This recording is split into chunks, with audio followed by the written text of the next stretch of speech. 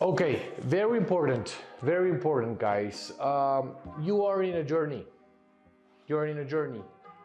The objective, we already said that the objective is to become a cataract surgeon. In that journey, we said that there's going to be many moments. This journey is not going to stop, but your learning curve is completely reshaped now, absolutely reshaped.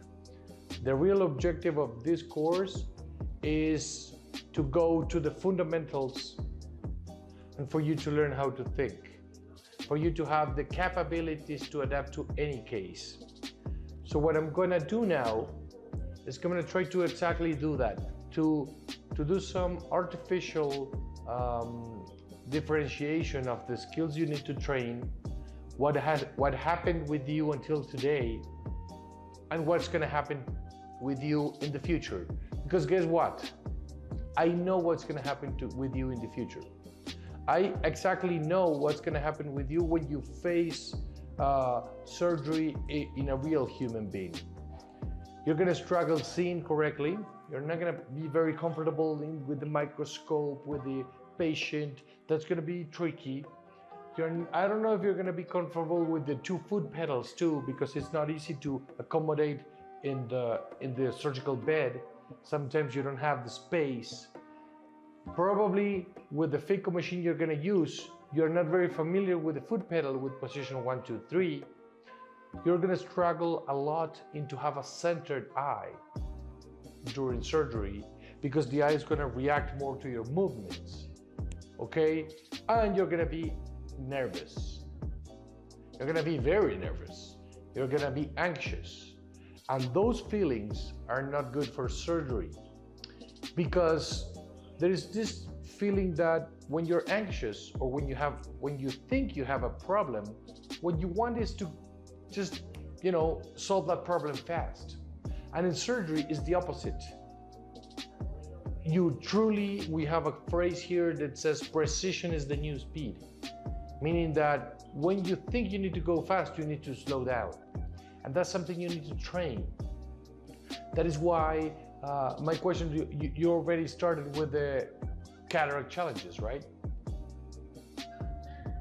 Tell me a little bit about them. How you are performing, and what are you feeling when you have a challenge?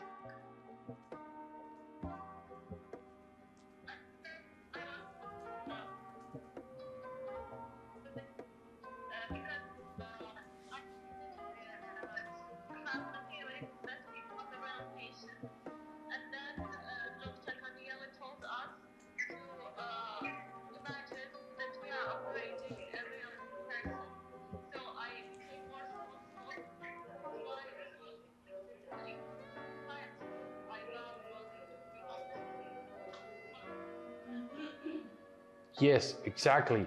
I want you to face the challenges like they are surgery.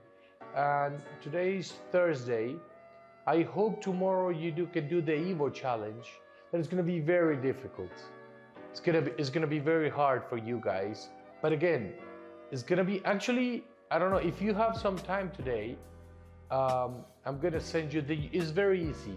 The user is Evo, everything in small letters, Evo challenge, and password Evo challenge #1. You get 20 minutes to do. This is gonna be 6 tasks. Every task is the worst task that the simulator will allow. Okay, yeah, it's gonna be very difficult. Like the capsule rex is horrible. Lens removal, horrible. Yeah, like if you move incorrectly, it's gonna drop. Irrigation aspiration, horrible. Anterior vitrectomy, horrible. And guess what? Probably you didn't go through the workshop of anterior vitrectomy, but I want you to try it anyways. Because I want you to have this mindset that, remember, you're in a simulated environment. And in a simulated environment, okay, you don't need to do things right because everybody wants to have a good score. And this is the opposite. I want you guys to fail. I want you guys to see how difficult this is, and which are the areas do you really need to train. Okay? So what I'm going to do now is I'm going to do a quick workshop, and then we're going to go to the machine for you to see what it looks like in my hands. You know what I'm going to train you? I'm going to train you in adaptability. I want you guys to see how disciplined I am, how obsessive compulsive I am with details. Why? Because everything happened to me already. You know, I created all kind of mistakes in the past that brought me to this moment in which I understood that discipline is the most important thing. Okay? And sometimes it's not easy sitting in your, in your situation. It's not easy to assimilate this and understand this. You're like, yeah, come on, just leave me alone. I want to go to the simulator and do some more hours again, which makes sense. Don't, I'm not judgmental, okay? But let me go again. So what we're going to do is there you go, so you can see me correctly. Put me here so you can see them. Bueno, si pueden también, paren ustedes para el taller y ponte bien el demo. Okay, are you guys seeing correctly? Okay. So, let's go again, guys. Extremely important. Extremely important. And like, if somebody can from you guys, if you could take a picture, but of what is happening from the, you guys with the simulators, but watching me in the cell phone, please do. So then you can send me the picture to me, okay? Okay, so this is you. You are in the process to become a cataract surgeon, right? Cataract surgeon. You are already traveling through this path in a process, okay, of milestones and benchmarks. And we already decided that right here, it's a moment that you are going to become competent. Right? We already said that to be competent, you're going to be reliable. You're going to be managing complexity, and you're going to manage complications, right? And we're going to train in 3 areas.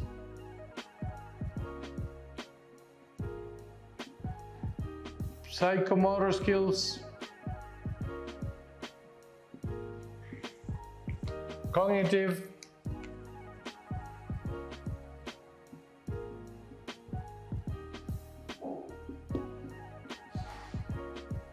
and mindset. I already sent you an article about anxiety management, for example.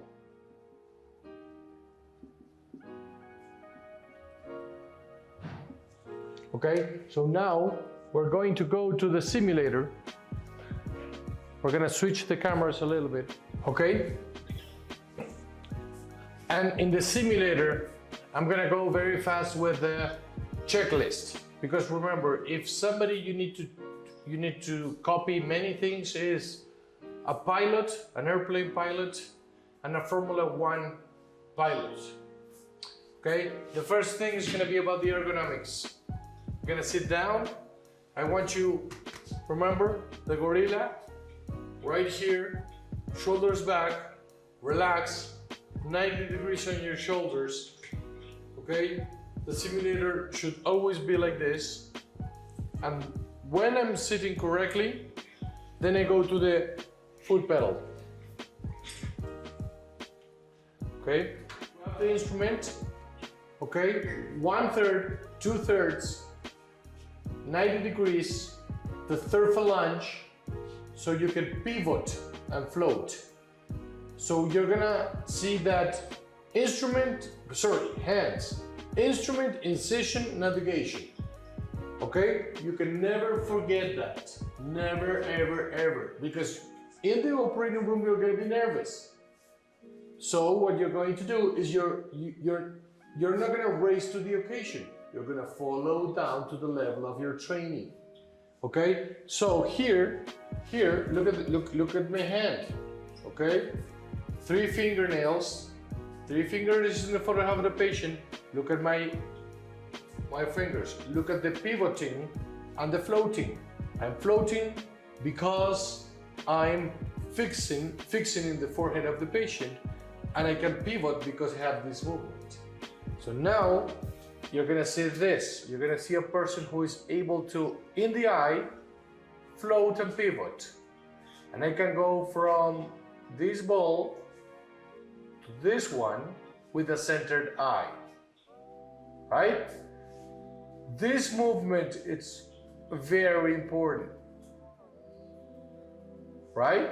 Center eye, this is incorrect, and this is incorrect.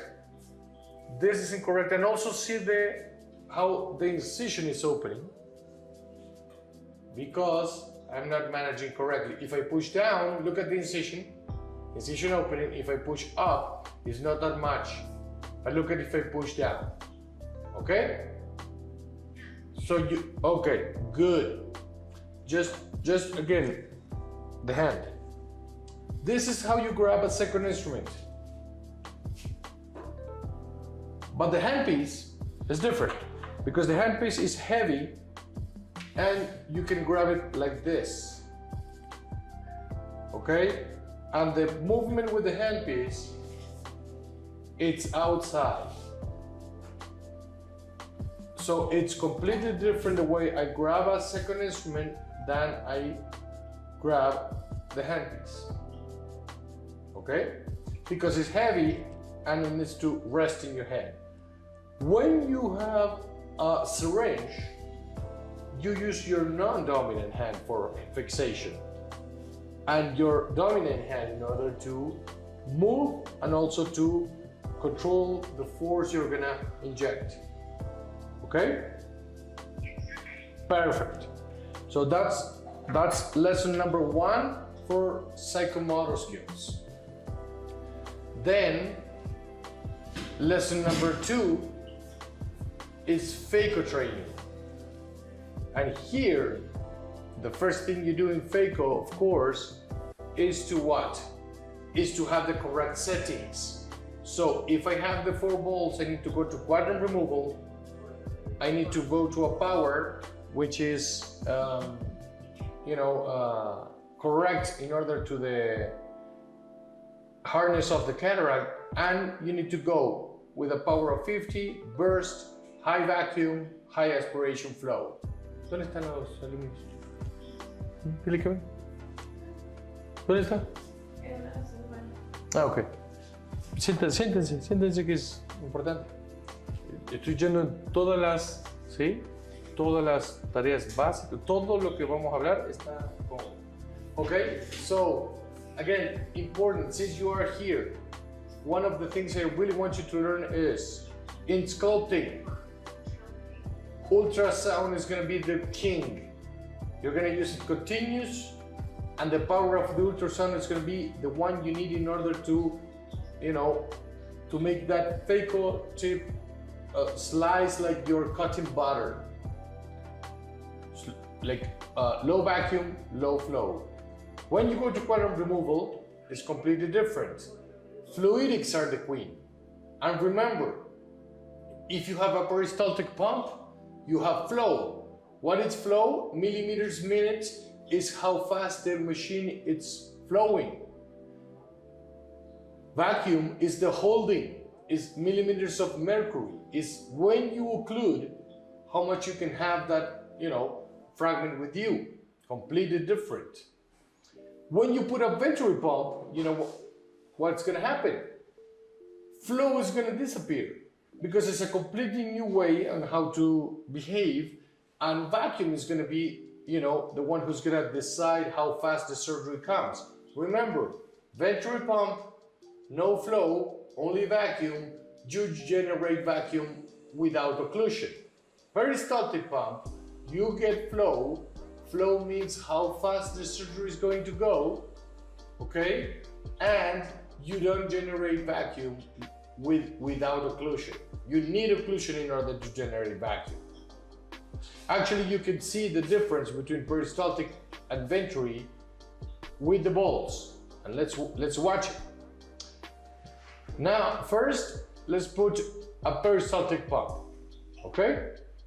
So you're gonna see, and then remember, and the most important thing you need to remember is, you do Phaco with your foot pedal and listening to the machine. It doesn't matter also which settings you have, rather than what you are delivering with the foot pedal, okay? So position 1, I enter the eye, and I go to position 2, I generate vacuum, and look how the balls come to me, and in the safety zone, the balls turn to green, sorry, and then I can be, you know, efficient in order to emulsify. Remember, you need to be very, very careful and very afraid of the de-occlusion. What's going to happen right now? Look at the graphic. You see, in the graphic, you have, you know, a decrease in the intraocular pressure, which is very complex and very dangerous for the posterior capsule to come to you. You see? Okay, so again, Phaco dynamics is done with your foot pedal too. So I remove what it was doing was synchronizing. I was also doing some decision making. Remember, always see what happened. Oh, it says you did too much ultrasound. Oh, I did too much ultrasound. Why? You know, we can actually change the settings in order to be more efficient. Let's go to a venturi pump now. Okay, let's go to a venturi pump, and you know the fragments are more dense. So let's put a little bit more power, and let's decrease a little bit of the vacuum, because remember, a venturi pump is very, very efficient in this case. I'm gonna go to position 1. Remember, I enter the Phaco tip. I go to position 2. You see how efficient I am? Oh, but what happened? Oh my God, I had a collapse. Why?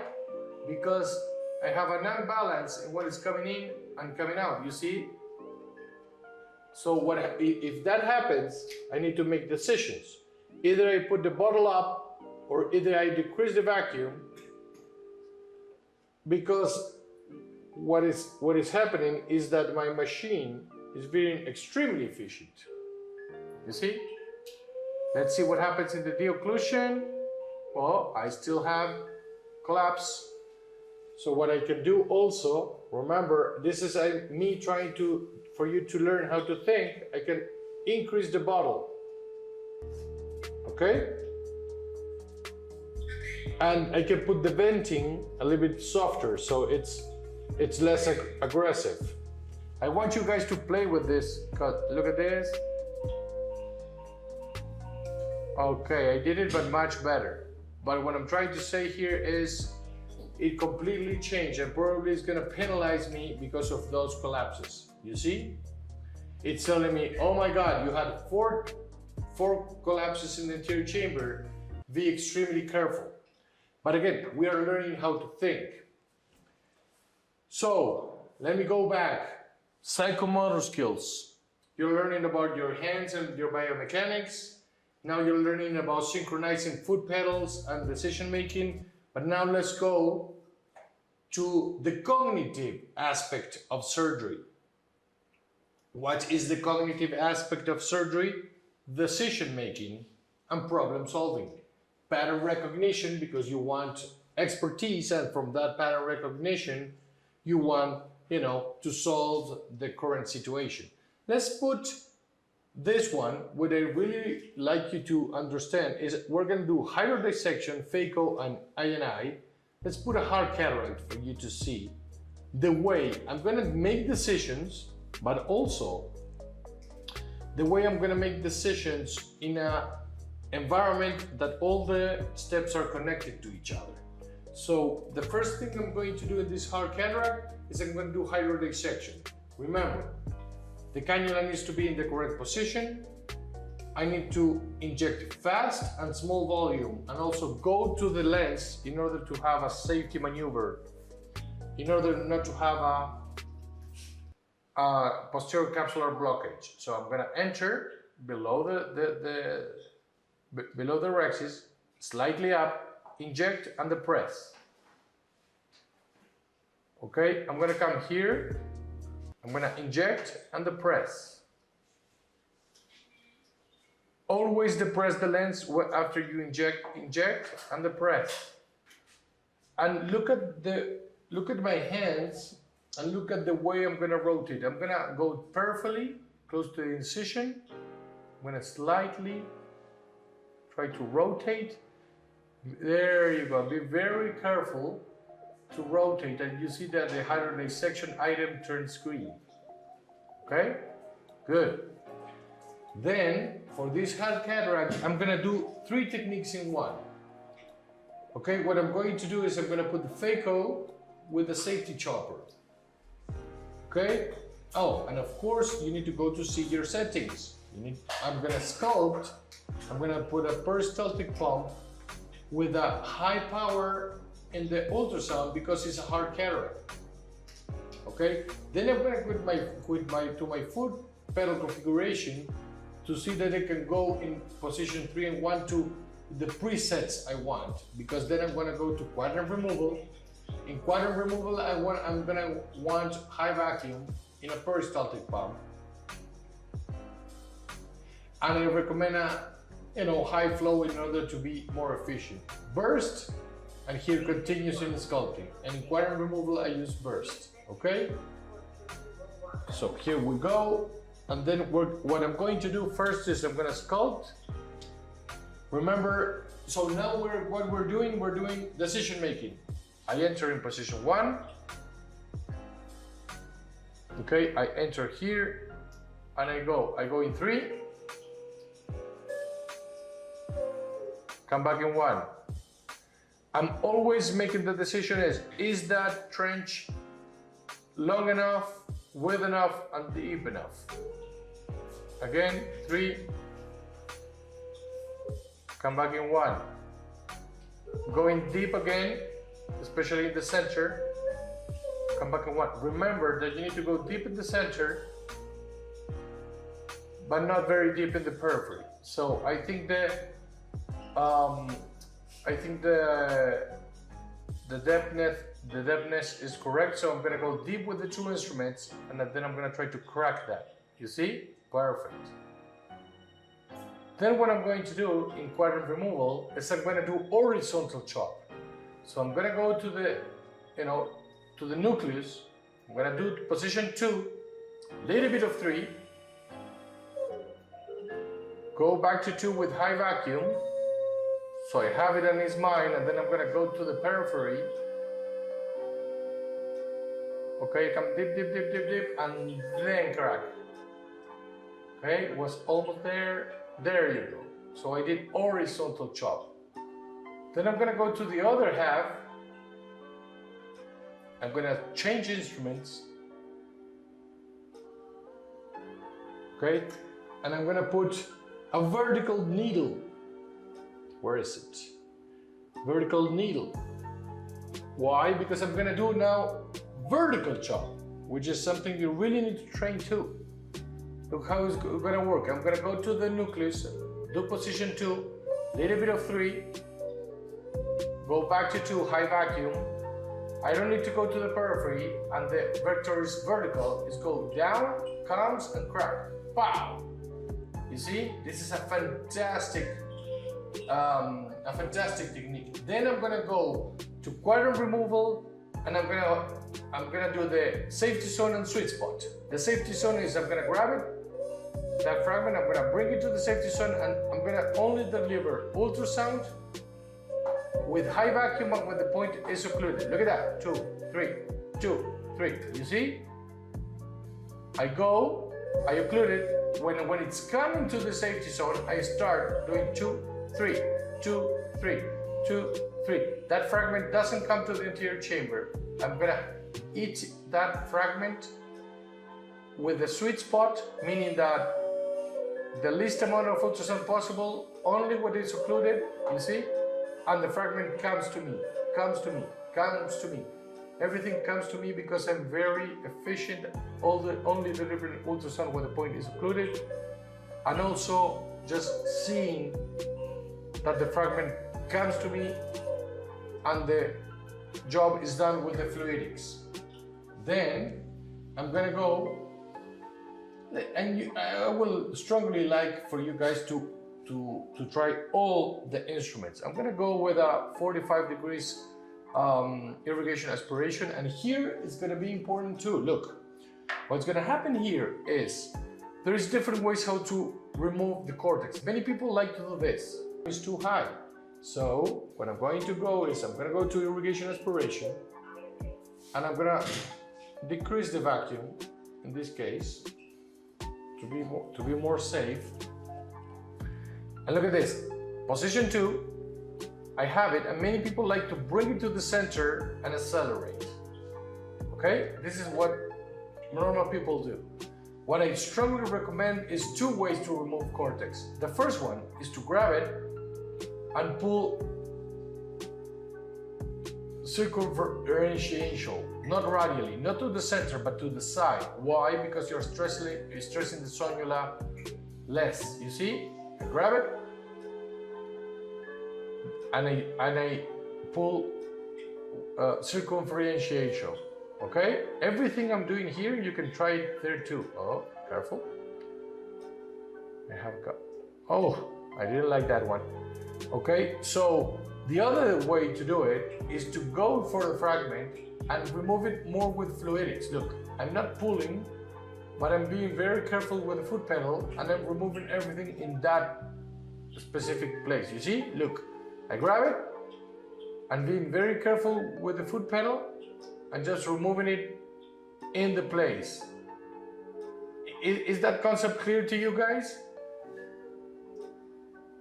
You know, let me go again. You either go and pull it to the center, or you go, you occlude. You know, it's very difficult to go to the subincisional. I have a 45 degrees. Sometimes you can change to a 90 degrees, or you can do by manual. Look at the 90 degrees. The 90 degrees is much better in order to reach. You see? But when I have it here, instead of pulling, I'm removing it with fluidics. Did you understand that concept? Perfect. So, okay, let's leave it like this.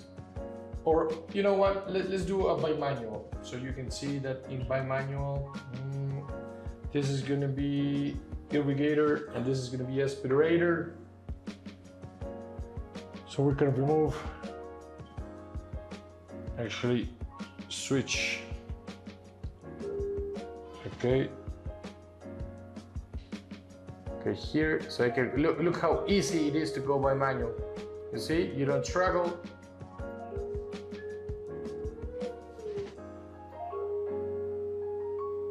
It's funny how this very small, there you go. Okay, so I did it. So guys, I really want you to understand how many decisions I did. Like, you know, the score could improve. We can see what happened, especially with the stress of the sonula that I saw, the total volume of the eye. It's important to understand that your rest position is position number 1. When you are in position 2, there's a lot of flow going on. And also, you know, I removed one of the instruments without irrigating, and that, you know, removed me 10 points. Remember, time lapse is always your best friend. So now we're going to the cognitive aspect, right? Many decisions. let's go to the final aspect. And then I'm gonna give you amazing tools in order for you to face something like anterior vitrectomy. Okay, and this is gonna happen fast, but anterior vitrectomy is extremely difficult because the first thing is you're very frustrated because you had a complication and you were feeling like a semi-god, and then suddenly you have a big complication. And then you think that's failure. So guess what? Your mindset, it's very difficult to control because you are afraid, you are frustrated, you want to leave. And this is exactly the moment you need to say, no way, I'm here. I'm gonna make a look at this concept. The anterior vitrectomy is a new surgery, is another step of surgery, but a completely different one. I'm gonna go again. Anterior vitrectomy should be like capsulorhexis. You need to know anterior vitrectomy as good as capsulorhexis, but it's completely different because you're facing a new element that is vitreous. So the most easy scenario to do anterior vitrectomy is going to be this one. You're going to have a big hole that is a bottom hole with vitreous that is already stained. Okay, so the way to face this is to first, of course, have the correct settings. The correct settings for vitrectomy, they are easy. Again, cut high, everything low. Cut high, depends on the machine, can be 1,000, 2,000, 5,000, in other machines even more. And you're gonna have low bottle, low vacuum, low flow. Okay? I'll repeat once again. High cut, everything low. The other thing that happens in vitrectomy is the way we remove vitreous. And to have the correct mindset here, we need to understand that surgeons need to make decisions based on principles.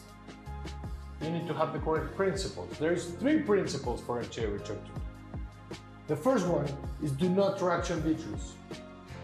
The second one is do not pull vitreous from the back of the eye, meaning the posterior the posterior chamber to the anterior chamber.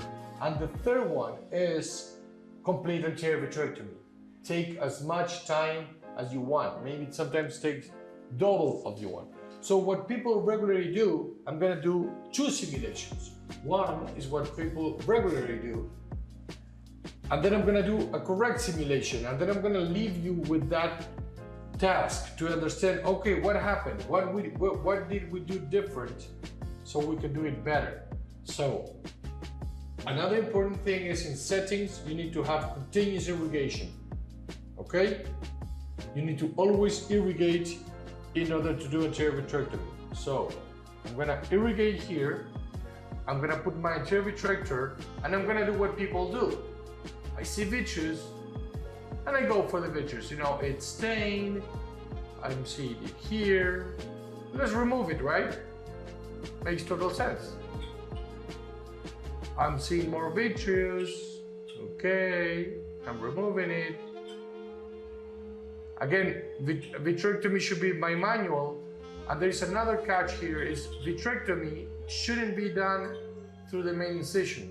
Anterior vitrectomy should be done through the paracentesis. Why? Because if you do it here, you create negative pressure and the vitreous comes to you. If you put it here, you know, the vitrector is more likely to be adjusted. And you know, I'm seeing more vitreous and I'm removing vitreous. Okay, I'm taking my time. And you know, I say like, okay, let's leave it like that. And then I'm probably gonna have 3 problems. I'm gonna get a 0 because I broke the 3 principles. The first thing I did was I pulled vitreous from the back to the top. The second thing I did was there was vitreous remaining. And the third thing was I was moving so much that I traction vitreous. Okay? Let's go again and watch it. I entered. Okay? I was pulling features because I started in the top, so I was pulling features to me. I was moving very fast, as you can see. And then in the end, I didn't maintain the pressure of the anterior chamber. So when you go to the scoring, look, I lost pressure, had negative pressure in the anterior chamber, so features came to me. There was features remaining in the anterior chamber, and I pulled features from the back to the top. You see? Now, let's do it again. But guess what? I'm not gonna tell you my secrets. You are the ones who are gonna need to find out for yourselves, because that's the power of simulation. For you to do this process in your brains and to come with the, solution, so you retain knowledge into long term. So now, let's do it again. Let's put anterior vitrectomy, high cut, low flow, low vacuum, low height of the bottle. I have irrigation, I have the vitrector, and I hope you can see these details. I'm going to share this content with you again, then for you to see the details. But look at this. Okay, just watch where I did start.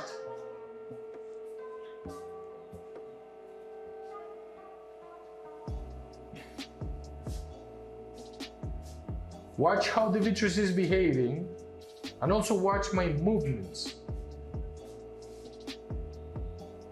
You see? One of the things that will change here is that I did enter through the main incision. And I repeat, you should enter through the second paracentesis.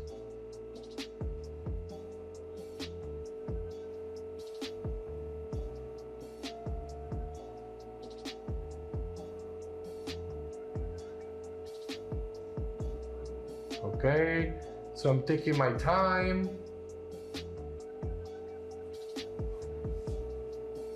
Taking my time.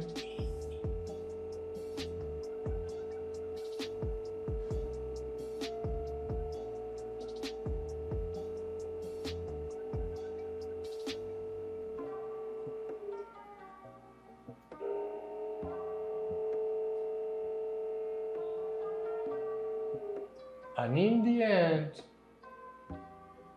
you see, because I want to maintain the pressure, I'm doing this, okay? How do you guys think I did? Okay, so to finish this workshop, I really want you to understand something. I really want you to understand that, it's easy to say, you know what, I want to do the vector of the capsular rhexis, I want to do a different surgical technique, but please trust me on this one. Trust me on the understanding why you do what you do and why did you came here to this program and what do you need to learn. So the first thing is what happens in the end of the road is that you need to transform yourselves in something. Okay?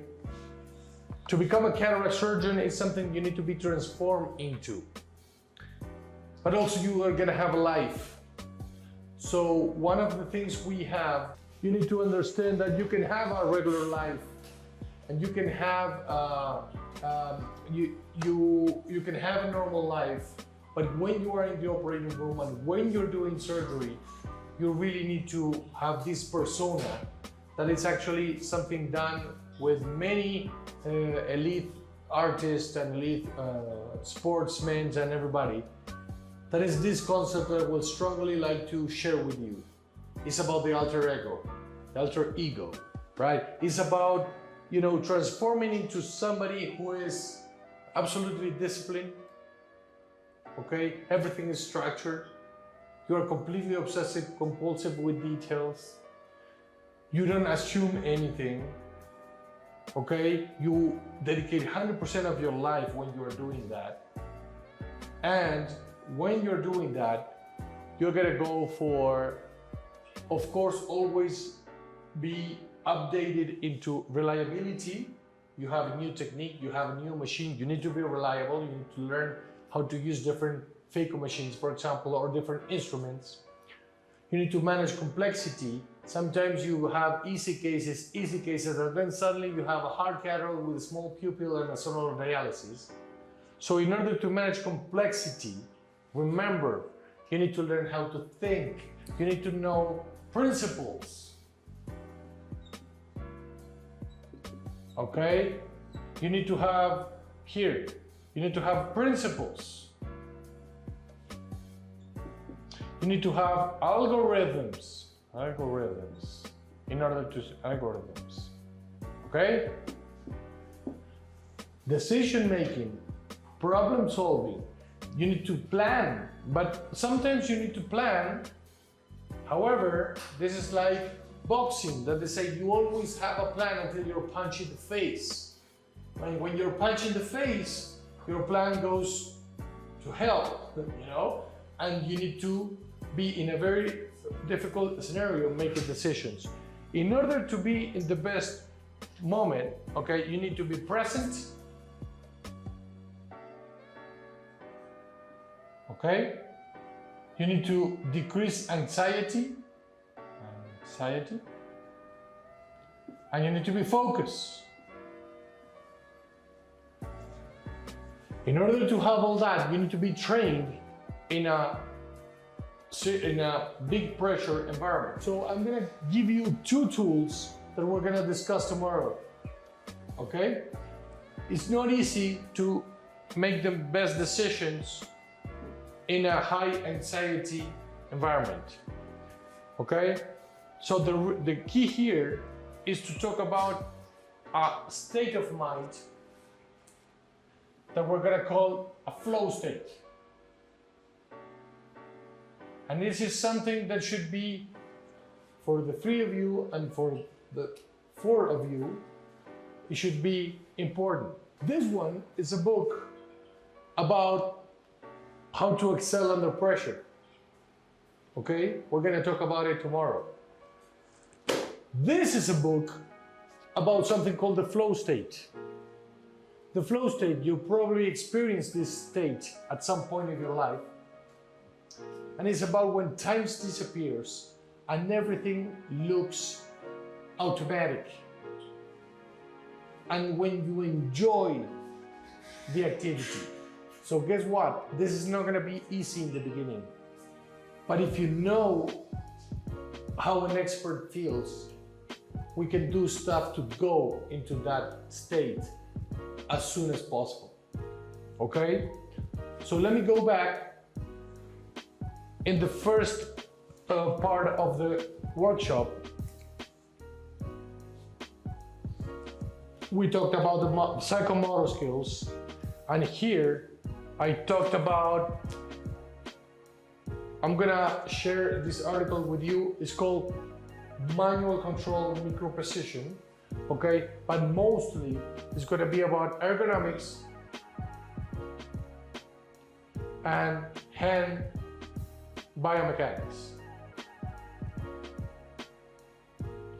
The second thing is about synchronization. Okay, this is C,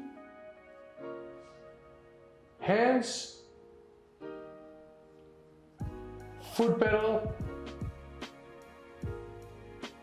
and here. This is Phaco. Somebody who can see what's going on, do some pattern recognition, do stuff with your hands, make decisions with the foot pedal, and hear the machine because it's talking to you. Okay? When you have this in control, we can talk about your cognitive skills, which mostly are to become an expert. And what an expert does is pattern recognition. Okay? And in order for everything to work, you need to have the best mindset skills. I'm gonna go again.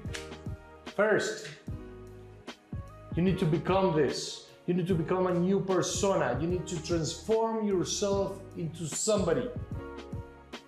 Actually, many people put a name into it. You have a different name, like Beyonce, which is a great singer, was criticized because she was too big. Have you ever seen, a show from Beyonce? She's a beast. She's called Sasha Fierce in the stage. She transformed herself into somebody. You should do that in surgery. And when you transform yourself into somebody, you need to understand that you are in a high pressure environment. And there is many strategies to be in a high pressure environment. And you always need to aim to get in something called the flow state. The flow state, again, time will disappear. You're going to be immersed in the activity. The activity is going to be rewarded by itself. Okay? And you're going to be automatic in what you do. So, again, the objective with this workshop is to understand everything that's going to happen in this transformation. Also, for me, in my position, it's very important to understand that the simulated environment is the place to learn. The operating room is the place to perform. And this journey is going to continue. And we really need to plan for those days where you're going to be in the operating room. What are you going to feel? But mostly, remember, everything is going to be about having something that the Americans have called a coping strategy. Coping. You know what coping is? Coping is to first realize what's happening to you. First, you acknowledge. You say, okay, this is happening with me. I'm nervous, I'm anxious, I'm not present, or I don't know what to do in this situation, or my hands are not in the best, position in order to execute this specific task. And then, after you are humble enough to say it, you do something about it. And this is why simulation is so powerful, because we can have something to do in any single case, because we're trained, okay? Because experts and the best people you see around in any single field, they train, and nothing takes them by surprise. Okay, guys? So again, let me know what you think. Let's keep talking about it, and thank you for your time.